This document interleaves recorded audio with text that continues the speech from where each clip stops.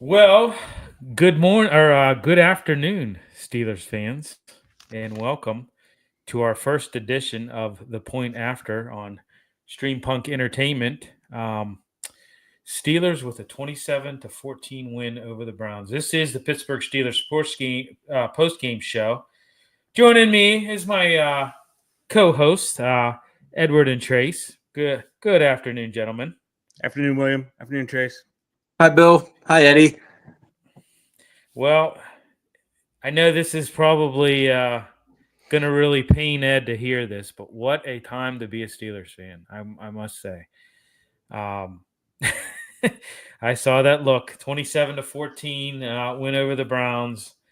I don't know, guys. I mean, hello. Hello. As long as you don't use the word dominant, I'm fine.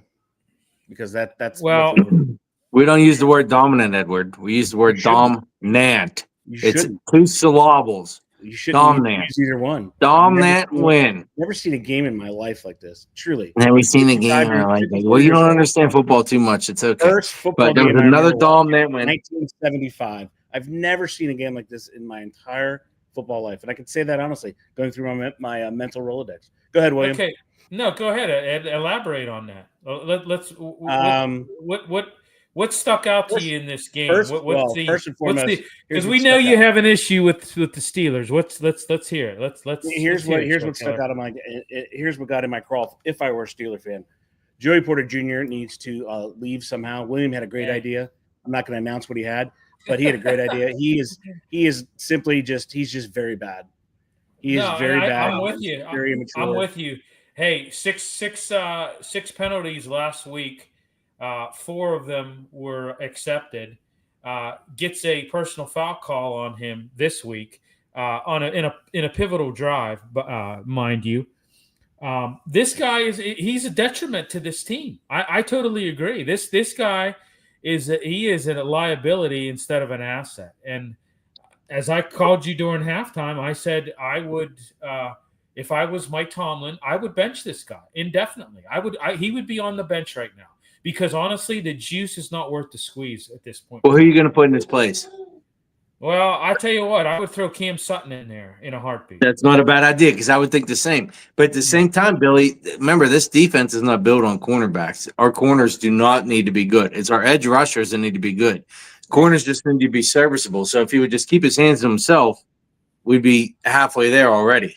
Yeah. All right, let's look at Russell Wilson. Go ahead, Ed. No. I agree. Good, keep going. Russell Wilson, 15 of 26, 158 yards, 2 touchdowns. Jameis Winston on the other side, 24 of 41, 212 yards, 2 touchdowns, 2 interceptions. Russ got it done today. Was it a stellar performance stat-wise from him? No. But, I think overall they did what they did. They did what they needed to do on offense to win the game. I want to say this. Russ is operating very well out of the play action. And that's, you saw that today. Would have liked to see a little bit more screen action. I thought the play calling overall, I thought in the first quarter left a lot to be desired. But I thought, as the game wore on, I thought that the play calling got significantly better. What do you guys think? You haven't been adjustments, Billy. Yeah, that's exactly what it was. They made adjustments, and I really think Russ is a NFL quarterback, like caliber quarterback, is what I'm trying to say. I really think that his methodical approach is what kept it there. I agree, screens have been good, but I thought he did very well. He doesn't throw the ball away. He doesn't make bad decisions. He makes really good, quick decisions. I think he actually reads the play beforehand. I think he could have done better, but I think he did. He was serviceable. All we needed was the dub. And you saw, what sparked the offense. Go ahead, Billy. No, go. What sparked the offense was the missed field goal. Is what sparked the offense. You were doing nothing. The first one, it was 7-3. The play calling did not get better. There were not adjustments. You just got better down the distance. The only reason you because they Cleveland imploded. They did anything they wanted on offense. The Steelers were just standing there. mean, they have some issues. They have some big time issues. What I liked most about it is the resiliency that they had, because they were getting beat up and down the field, and you got your opportunity. And what do teams that are good do? You're given an opportunity, the door's open, and what do? You either walk through or the door shuts on your foot. And I think they walked through. So I think that I didn't see many adjustments. I really truly didn't. The only adjustment I saw is more RPO, and they let Russell do it instead of Justin Fields. That's the difference I saw in the game. Well, and I'll tell you what, give kind of that first half, you can kind of give kudos to that Cleveland defense, in that Jim Schwartz Cleveland defense. I mean, I thought, with Pickens out, and you saw it, there was going to be a bigger emphasis, for Mike Williams and Scotty Miller. You saw it. I mean, they were focusing on on the outside, on those one-on-one matchups. Clearly, I think, if you'd have had Pickens in that game, I think it would have been a little bit more stat and a little bit more dominant win, because he would have won some of those outside matchups. Not to say, I mean, that catch by Scotty Miller was phenomenal there in the second half. Mike Williams had that. He had that push off, which was called. He had that, he had that other one-armed or one-hand grab that was pivotal. But I just thought outside in the one-on-one matchups, they kind of focused big time on that with Pickens being out. I thought the biggest adjustment they made on offense. I know I like it. The biggest adjustment they made on offense from the last game was they triple teamed Myles Garrett. They had the running back, they had the tight end, and as well as the tackle. Dan Moore kind of got spun around a couple times, but they triple teamed Myles Garrett, which made a difference. It allowed Russ to have more time. Yeah, and that Jim Schwartz defense, they're one of the I think the only to use that wide nine technique that was developed by Jimmy Johnson when he was a coach of the Miami Hurricanes, mind you. Schwartz is the only one really to use that wide nine technique, which really showcases Myles Garrett's talent in that defensive package. Once again, we weren't overly effective in the red zone. Got better in the second half. You weren't overly effective in the red zone in the first half.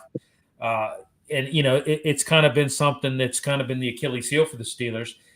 It's led Boswell to a lot of field goals. Thank God we have a great kicker. I mean, thank God that he's able to get the job done for that. But on the defensive side, when you look at it, guys, this going into this game, 3 games in a row, the Steelers had at least 3 takeaways. That was big. And I'll tell you what, I said this. We saw this with the Jerry Jeudy touchdown.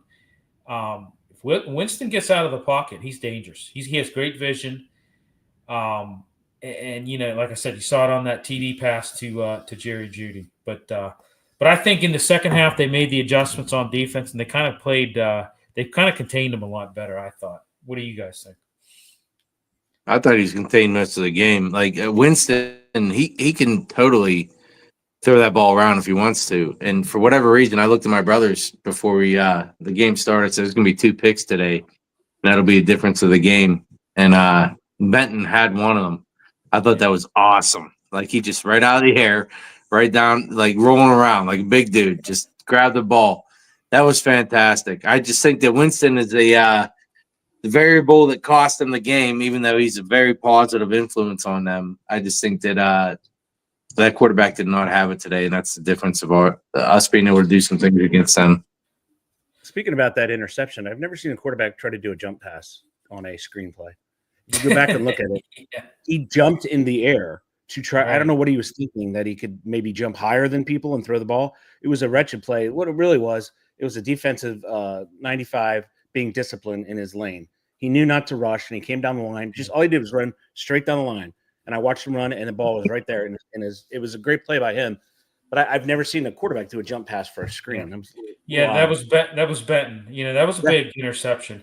And then you get that pass interference that set them up for that score with Najee Harris. So, but I really think Benton's going to replace Hayward.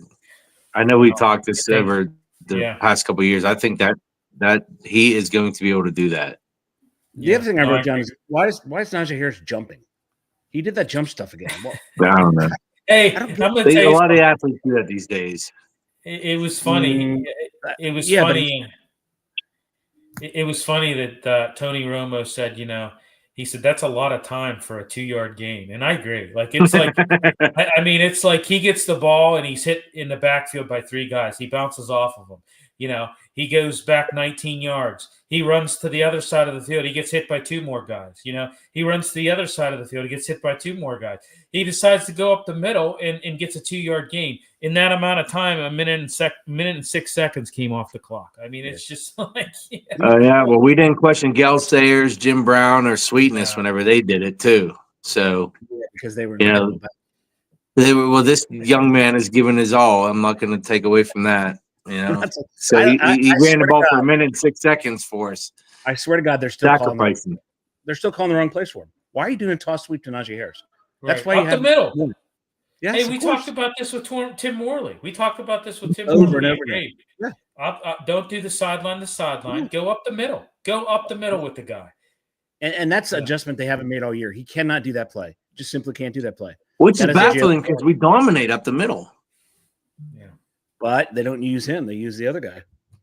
Is he not hitting the holes fast enough? Warren looked pretty good today. Yeah, he did. He did look good. I would have liked this. Go ahead, Billy. No, Ed, he just, they keep saying about Najee Harris has great vision. I don't see it. I mean, whenever you run into a hole, whenever you miss the hole and run into a sea of guys, I don't see that being great vision. I see that being, I'm sorry, I don't see that being great vision. How many times does he do that? That's why I said he's like a defense magnet. It's like, I totally agree. It's just, I don't think it's his fault though. I really don't. I think it's the fact that they, for whatever reason, that play that they run with Warren up the middle where they do the double team on the, they were doing a 4. They do a double team on one of the defensive linemen. They never do that play for Najee. Never. Well, I don't know why. I mean, Warren hits the hole hard. I mean, he gets the ball, and before you know it, he's in the secondary. And they do it with Najee too. He just doesn't hit the hole like Warren does, Eddie. That's the difference. That's what it is. He's not hitting it fast enough. He doesn't see it like Warren does. Yeah. It's almost he almost wants to be like Le'Veon Bell. Le'Veon Bell always got the ball, went in the hole, kind of paused, wait for blocks to set up, and then he was gone. Najee doesn't have that. He can't do that. Like, and it almost seems like he tries to do that. He tries to like dance around and let's see if we can make this guy miss. And as soon as you know it, he's getting bombarded, by the entire defense. And I think, like I said, I think ushers from the stands are coming down and even getting in on the action. I mean, he gets gang tackled practically every, and like there's a major difference between the two of them, though, Billy. Le'Veon Bell would slow it down and almost like see it, like the painting in front of him, and then he would react.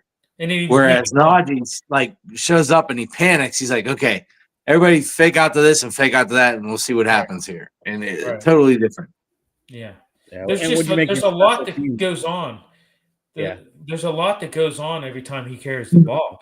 And like I said, it's a lot. There's a lot of time, for 2 yards. I mean, it's like, I get it. The guy, he's hard to bring down, but he doesn't, it's not like a Derrick Henry where, he extends there's a long play, but he's gaining, 16 yards out of it, not 2. Yeah, but he also hasn't been playing it like Derrick Henry has recently. Like, Derrick Henry's embarrassingly been put down with a tackle. Najee has not. No, go ahead, Ed. What was your point on the special teams? Wait, we have to go over that analysis again, please. What? There seems to be a tinge of say some sort of let me think. It's kind of like when you taste something and you have to go through all your senses and really see the spice. That was kind of like I think it's like wine tasting. You remember when King Henry tried to come up the middle against us and our middle linebacker met him in the hole, Eddie? Was that 1932? I mean, what are we talking about? No, that was actually 3 years ago. Really? What is the acronym? What does the NFL stand for? Yeah. You see what he did against us last time he played against us? All 60-some yards he got. Yeah. Tell me how wrong it is. Yeah. He's still outpacing, still out rushing Najee. It's not even close. Yeah, Russian. He might be Russian. He runs the ball like he's Russian. Carries the loaf of bread like he's Russian, Eddie. Oh my Jerry Glanville, not for long when you make that kind of call. I was going to ask you about your opinion of the wretched special team plays because they were bad. The return yardage was there, and they took advantage of it. I mean, one guy dropping a punt is not a blessing on your special teams. Did you Especially drop that shit? It was like right there, like he literally like that was a whole panic mode right there. You know. Well, I agree with that. I mean, there was a lot of bad lane discipline, and I mean, it was bad. I mean, that's something that they need to clean up. And you did that against a bad team. What are you going to do against Philadelphia? Yeah. What are you going to do against Kansas City? I agree. That has to be something that gets cleaned up. I thought Highsmith made an immediate impact in this game when he had that tackle for loss early on. I know he was flagged for that late hit. But I thought early on in this game he had a pretty immediate impact. That late hit was not flagrant though. It was No, warranted, but not flagrant. Yeah, I didn't think so either. Which late hit? So when he got flagged on early in the game, in the first quarter, they kind of gave him the business and backed off, but the business was like a step too late. Yeah. There was nothing wrong with that. There was nothing wrong with that. When Elf jumps off the couch into that tree, that's the best part of the movie. Sorry. That was a bad call. I mean, there's nothing wrong with that. I was kind of shocked that the Browns just decided to say on those first couple plays, just we're not going to block 90 at all. We're just not going to block him. Right. We'll leave him alone. Yeah. Let him. But they can't. That's the problem. They can't. Stop. They tried. God. They failed miserably, Eddie. Oh my goodness! I thought this was analysis. Well, analysis my backside because think about the past 4 weeks how he's done. Why wouldn't you take the game plan from the past 4 weeks? Instead, the Browns tried to do their own thing. Well, look what happened. Well, he still didn't get a sack. He still didn't get a sack, but they didn't really do much against him. I mean, did he get a sack? That's a question. I looked at the stats. I didn't see his name on the sack. I don't know. I don't have any numbers in front of me, man. Let's go to the other side. Let's go to the other side real quick. What did you think? I mean, we talked a little bit about our play calling. What did you think? Come on. What did you think about Ken Dorsey overall? Billy, I thought you playing Sega Genesis could have done a better job. He was terrible. Sports talk football. He was terrible. Come on. Yeah. Come on. I mean, if you have the Jameis Winston experience, and we talked about this on our Wednesday show, I said if he throws the ball more than 40 times, Steelers are going to win. How many did he throw the ball? Yeah. What did he throw the ball? Over 40. They were running the ball. Chubb is not Chubb anymore. You can't say it like that. Like they have to put it on Winston. Every time they ran the 24, 41. Yeah, he's 24, every 41. time they ran the ball, they got chunk yards. And if Chubb was actually himself, there was a couple where he could have broke. He had 48 yards. Chubb did. I'm not disagreeing with you. Chubb does not look like himself. I'm happy he's back on the field. Yeah. Well, no, he didn't. He didn't look like himself. I agree with that. So this dude lit up. I think he was very dominant. No, overall, I thought they finally looked toward Freiermuth, but then he'll go away for 3 games for some reason. Yeah, it looks like he got he was a little banged up too. I know he went in the tent, so I'm not sure what happened. Yeah, what was it? It looked like his shin though. It didn't look like his knee though. Yeah, I know. It looked like he was fit, like he was rubbing his shin. I know, so I don't know what that all. Did he get leg whipped? I did not see it. He may have. I don't think anything like that happened. I don't. Midway through the second quarter, and then had that drive where Warren had a slew of carries for yardage. I thought that was a big turning point. I thought that he kind of got the offense kick started in the middle of that second quarter. They had a ton on that one. The biggest play was the missed field goal because it gave him perfect field position. They stopped him. Which one? Which one, Eddie? 7-3. He misses his first. He missed 2 of them, for the record. The ball on the 7-yard line or something like that. It was just nonsense. This goes to show, Billy, we are the best kicker in the game, hands down. Once again, I mean, Tucker has been. There's something wrong with him. I don't know what the heck. Maybe Tucker.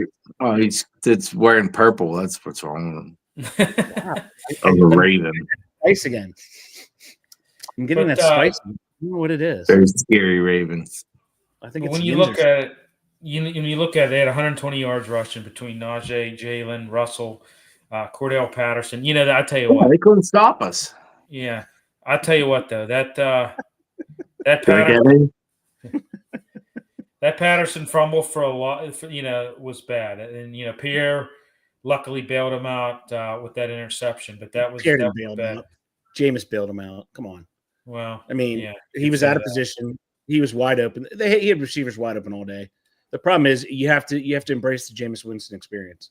Is what you do. You put your seatbelt on. And if I'm not mistaken, Edward, that's about the 9th or 10th time you told us about how bad the other quarterback is, but you keep saying that our quarterback is not good. At what point are we going to say at least Russell Wilson's middle of the road? I didn't say Russell Wilson's name at all. Top 5. He might be top 5 at this point. He's not even close to top 5. He's a top. He's not even close to top 5. We only have 3 losses total. Did you see that too? I saw that too. 3. I've been watching. Right. The only reason we had that third loss was the damn snow, for the record. Yeah. Fourth and 1, the Browns go for it. Landon Roberts had that tackle for a loss in the third quarter. That was big too. It was another big play. Did he destroy that dude or what? Yeah. Did you see him destroy that left guard 2 plays before that? He destroyed their left guard. Was it Teller is his name? Yeah. The other guy. No, the other guy was 55. I forget who. Yeah, he was pulling and he wasn't watching, and he just got lit up. Sucker shot. I mean, yeah, he'd end up sitting down. Just have a seat. Yeah, I know. It was pretty. Yeah, and they only rushed for 104 yards. You guys 120 there because you're outgained. Yeah, they were 104 yards. Yep. So. Yeah, we outgained them for sure. That's normal. No, you did for the usual. Outgained you, but that goes to your Ken Dorsey comment, Billy. You have 6 inches. You have a quarterback who's 6'5", 260. You know what? What are you doing, tossing? How about a tush push? I mean, why don't other teams use this tush push? I don't understand that. Get low. It's like rugby, right? They get low, they get as low as possible, and they got guys to push. The scrum. Yeah. It is the scrum. Yeah. But the difference is when they do a scrum. You go at this level. You have the offense can go on when they want to. Like that's the advantage. Well, yeah. I mean, when you think about it, like you said, it was inches, and you're handing the ball back in the backfield. What do you think's going to happen? Tossing it backwards 5 yards. And literally, they put everybody. They at the last minute, everybody was up. Yeah. I mean, it was just they knew what. Don't you remember Little Giants? They know the play. Right. That's what they did. The annexation of New Mexico. That's Puerto Rico, but come on, who's wants accuracy in quotes? No. The New Mexico was before the Puerto Rico. Puerto Rico was at the end. Now you're okay. So Ed, I know you're going to disagree with this. I want to really hear what you have to say. This is your time to. We're doing great. No, I want to hear it. So Tony Romo made the comment. That he believes that they're great on all 3 phases of football, and this could be a Super Bowl team. Let's say you, because I know you're gonna. I say about that? Yeah, I say about Tony Romo said that. What do you agree? Disagree? Meet with him a little bit halfway. $26 million a year. Tony Romo does. I don't see anything wrong with that statement at all. Wow, at all. I didn't expect that. Yeah, me neither, actually. Tracy has made the point all year. Mark it down, Tracy. Right? Mark it down, Tracy. He said December 8th. NFL. And here's my other prediction that I think will come true. I think they go into Philadelphia, and for the first time, they beat Philadelphia. Yeah. That's a bold statement, Edward. 346. As much as I like to see it happen, that's a bold statement. 3:46 p.m. 12/8, 2024. Ed says they could be a Super Bowl team. I think if they maintain their rush lanes and they keep Jalen Hurts in the pocket, they're going to win.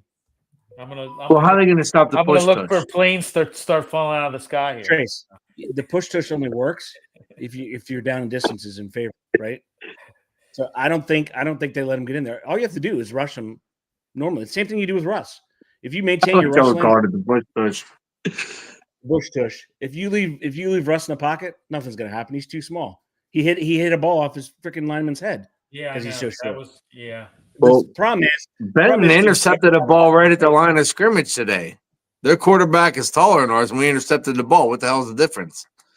What's the size of his hands, Eddie? One quarterback has a Super Bowl. The other one his nickname is Ass Clown. So that's the difference. And he did a jump pass for a screen pass. Go look. Well, not only does our quarterback have a Super Bowl, but our coach has a Super Bowl too. Oh. So we have 2 Super Bowl people in key positions on our team. So maybe Romo is not inaccurate with what he's saying. How many do the Kansas City Chiefs have on their team, I wonder? Not as many as us. Can't count that high. Too much. We have 6. 6, Eddie. And what I think that it all depends on the rush lanes, Billy. Yeah. If you're disciplining your rush lanes, here's the problem you have, and all players do it, including the Steelers, is you get that one defensive end who thinks he can win. And the moment that one defense thinks he can win, boom, up the field he goes, and guess what? It's all over. Yeah.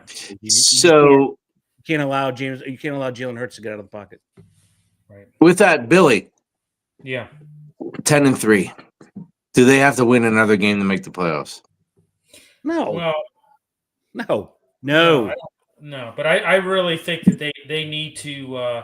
They haven't won the division yet. They need to do what they need to do. They need to beat the Ravens again. I think you beat the Ravens, you've clinched the division, correct? I believe. Yeah. Yes. 8-5, absolutely. 8-6. It's 13. I think it's far-fetched, but yes. Yeah. No, because you still have to. Well, yes. If you lose out, you'll be. They're the only other ones, Eddie. That's it. You'll have the tiebreaker having beat them. I mean, even though we've already beat them once. For God's sakes, do you listen to words that come out, or you just talk? No. If they beat the Ravens, if they beat Philadelphia and they lose out, and both teams finish with 11 wins, the Steelers will win the division because they would have beaten Baltimore once, and they have a better in-division record. Yeah. Yes. Right. I listen to Billy Knight. Lord of mercy, child. No, but I mean, I kind of agree with you. This, and I know,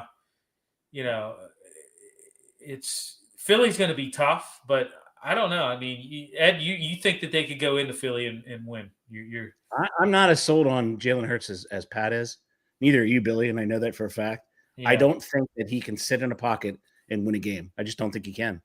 Yeah, he's not built that way. He's built RPO. Their team is built RPO, right? I mean, that's where he's at his most dangerous because he adds that element of the run pack. They're really going to have to do what they need to do to stop Saquon Barkley. We'll get into that. I mean, we'll be talking Wednesday. About that, yeah. Giving a preview of the Eagles. Billy, you said it perfectly. Their sins are going to come to haunt them when they play good teams. Joey Porter Jr. is an extreme liability for the team. He just is. Oh yeah, he is. He's not an asset. He's a liability, and it's and Tomlin defends him, and I get it. I mean, you have to. What else are you going to do? I mean, but I would sit him down. I've said it before. Lack of Pickens hurt both. Oh yeah, we agreed. Yeah. We totally agreed. I love in fantasy at the end. That's awesome. Yeah, and I mean, like I said, there was that one-on-one matchup with Pickens in there. Way better. I mean, like I said, you had Mike Williams and Scotty Miller, and they really put an emphasis on the outside on those one-on-one matchups. And now I think overall they did pretty decent. Scotty Miller, like I said, had that nice catch. So did Mike Williams, but I think it would have been a way different. First of all, we would have thrown, I think, for more yardage if you had Pickens in there, and I just think it would have been. On the outside, we would have matched up a lot better with those one-on-one matchups because they were really you could tell that's what they were keying on that Jim Schwartz defense. But and I also think, to Tracy's point, when you face good teams, they're going to take the playbook and they're going to hit Watt. So what do you do? I mean, a weak secondary. Yeah, we've seen this. We've seen this now for the last few weeks. T.J. Watt was a game wrecker. For a lot of the, early on the season, for a lot of the season. And I think teams looked at it and said, hey, we can't let him do what he does. We've got to chip him. We've got to do that. We've got to take him out of the equation.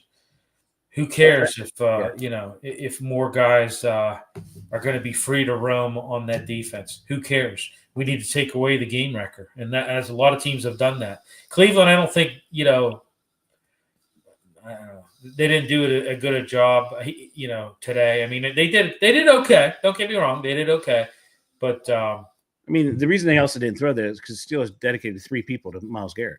Right. I mean, you're taking 3 people out of 11 for one guy. I mean, that's right. Yeah. So, I believe with Roma, what Roma said. He said they're good on all three phases of football. I agree with that. I mean, I think that they are. There's stuff they need to clean up for sure. I agree, Ed. When you talk special teams, yeah, they leave too many running lanes open. Yep. They don't break down and sure up the lanes like you should. So they've got to clean that up. Get you good field position. What's up, fellas? See you next week for the Eagles game. Should be a good one. I think it will be a really good one. Oh yeah, I do. Dave. Yeah, I think it'll be a really good one. I think. What time slot is that game? Anybody know? Off my head. I thought it was 1 o'clock though. It is. It is 3:20. It's 4:25. Really? Yeah, it's a 4:25 game. They're gonna flex it. I don't know. I don't know if that's a flex game or not. Well, the night game is Packers and Seahawks, so they'll probably leave it. Yeah, I think they're going to have the Bears and Vikings on Monday and the Falcons and Raiders. Why wouldn't they flex it to Monday night? I think you're going to get flexed to Monday night, to be honest. I would if I was the NFL. You really want people to watch 2 games on Monday night that consist of the Bears and the Vikings and the Falcons and the friggin' Raiders? Well, Falcons and Raiders, yeah, definitely. That's Bears and Vikings, definitely. Bears are 4-8. Yeah, right. Those are both snoozers. Right, but that's an NFC North matchup that they kind of, But then they would definitely flex. And then when you look at it, the Bears and Vikings, that with what happened last time with the whole field goal, overtime, that might be that might be a good game. So I wouldn't mind it being a Monday Night Football game. I wouldn't either. Battle of Pennsylvania, are you kidding me? Yeah, right. Me too, man. That'd be nice, right? Yeah. I thought you said nice. Nice. I like to see right now, Eddie. When you look at it, guys, everything that sealed that game, when you look at it was got it. Yeah. Late in the fourth, muff punt by Tony Skronik, that sealed it. So, but Skronik, I mean, where did Skronik come from? His mother and father. That's a great point, Ed. He's been up. What day and time? Any final words, guys? Don't be overconfident. I'm not overconfident, but I do think that's kind of solidified us in the AFC North. I do think that we're going to move into the playoffs, but now we have no idea.